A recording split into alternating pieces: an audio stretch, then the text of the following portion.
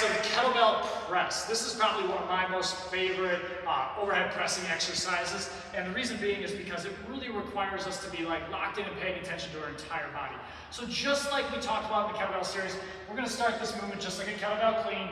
We stand up, we bring that bell to the back of our wrist. Now from here, our abs are braced, our glutes are tight, our quads are locked or extended, however you want to call it there. So our body is one rigid unit. From this position, right, we don't want to start the movement by like dipping and trying to load up and send the bell up there.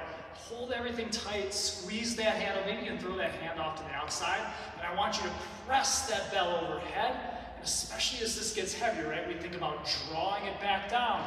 But one of the magical things about a kettlebell is that that load is offset, right? So as I press and I get to about this point, I'm thinking draw my chest through or wedge through to help me finish that movement.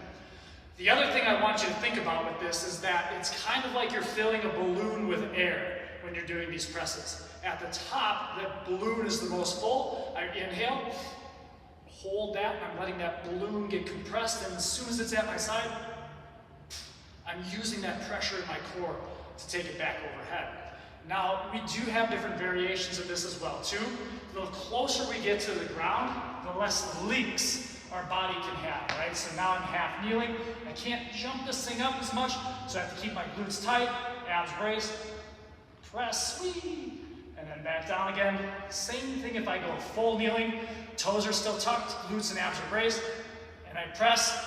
And for those of you guys who are super mobile and can enjoy this one, we have our tall kneeling, our tall sit, Sats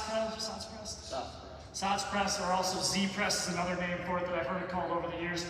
In this situation, two hands, we roll to the back of our wrist, abs stay braced. This hand stays off to the side. We press overhead, and then pull that back down. Enjoy.